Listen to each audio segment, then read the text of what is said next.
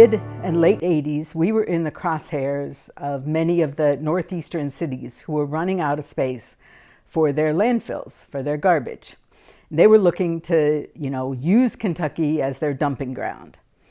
They were looking at railroads and semis and bringing garbage to Kentucky, including to my county. And so this was a battle that I started engaging in and connecting with people all across the state. Tom Fitzgerald and Kentucky Resources Council was one of the attorneys that we were working with on this issue.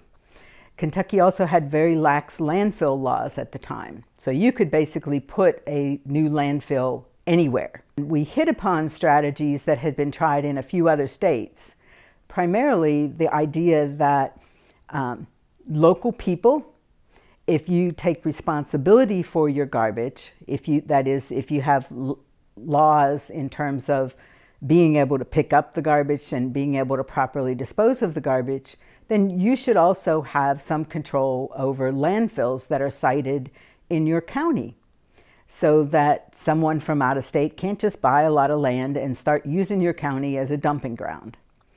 And that was what ultimately happened. In 1991, the issue finally came to a head, and there was a special legislative session in 1991 where one of the primary pieces of legislation that was moving was a bill to control solid waste, to control garbage. And one of the main ideas was, again, this local control. So local responsibility, local control. And so many of us walked around the Capitol wearing pins like this, "I support local control." And we were all there working on this legislation. And so, today, at least we are protected from these very large out-of-state dumps of who knows what, because we didn't even have laws in terms of what they could bring.